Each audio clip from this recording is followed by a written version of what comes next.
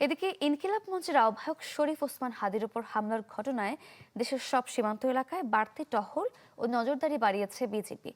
বিজিবির সদর দপ্তর থেকে জানানো হয়েছে, দেশের যেসব সীমান্ত এলাকা রয়েছে সেখানে টহল বেড়েছে।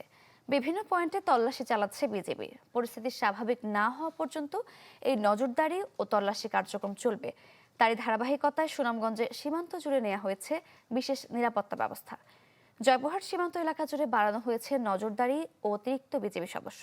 এছাড়াও ব্রাহ্মণবাড়িয়া, যশোর, ঝিনাইদহ, হবিগঞ্জ, দিনাজপুর সহ সব সীমান্তে বসানো হয়েছে চেকপোস্ট। সীমান্ত পরিস্থিতির আরও খবর আমরা জানবো। চুয়াডাঙ্গা থেকে যুক্ত হচ্ছেন সহকর্মী রেজাউল করিম লিটন। লিটন,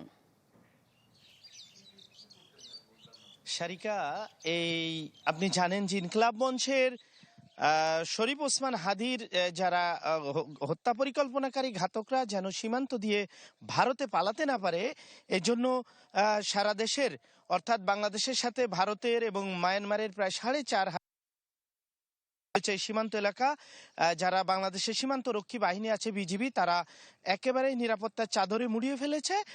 তো চুয়াডাঙ্গাও তার বাইরে নয়। আমি এখন যেখানে আছি ঠিক আমার পিছনেই ভারত, এবং এই সীমান্ত এখান থেকে আমার ডান হাতে শুরু 58 ব্যাটালিয়ন, যেটি মহেশপুর 58 ব্যাটালিয়ন, একেবারে এখান থেকে যশোর পর্যন্ত। আর আমার ঠিক বাম হাতেই এখান থেকে মেহেরপুর পর্যন্ত এটি চুয়াডাঙ্গা 6 ব্যাটালিয়ন, এই কুষ্টিয়া পর্যন্ত। তো এই যে বিস্তীর্ণ সীমান্ত এলাকা, প্রায় 150 কিলোমিটার সীমান্ত, এই বিজিবির এই দুটি ব্যাটালিয়নের সৈনিকরা তারা রাতে দিনে সমানে টহল করছে। আমি দেখেছি সানশাইন আটা ময়দা সুজি, ভালোবাসায় তৈরি। দিনের বেলা বিভিন্ন পয়েন্টে পয়েন্টে বিজিবির সৈনিকরা পাহারায় থাকছেন এবং টহল করছেন, বিজিবি যাতে করে ঘাতকরা ভারতে পালাতে না পারে। সেই সাথে বিজিবির যে ডগ স্কোয়াড আছে, সেই ডগ স্কোয়াড দিয়েও কিন্তু সীমান্তে টহল জারি রাখা হয়েছে।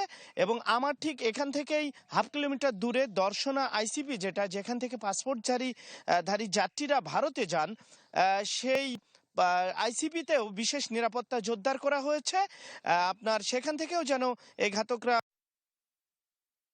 বিজিবি কিন্তু সার্বক্ষণিক এই নজরদারি রেখেছে, স্পেশাল টহল চলছে। এবং আমি দেখেছি রাতের বেলা তারা বিভিন্ন হচ্ছেন যাতে করে এই শরীফ ওসমান হাদির ঘাতকরা কোনোভাবেই এই সীমান্ত পেরিয়ে ভারতে যেতে না পারে। তো এই টহল অব্যাহত রয়েছে। বিজিবির কমান্ডিং অফিসার যারা আছেন তারা জানিয়েছেন যে সীমান্তে নিরাপত্তা জোরদার করা হয়েছে এবং এটি চলমান থাকবে। সারিকা, লিটন, ধন্যবাদ আপনাকে। দর্শক, সীমান্ত পরিস্থিতির খবর জানতে আমাদের সঙ্গে যুক্ত হয়েছিলেন সহকর্মী রেজাউল করিম লিটন।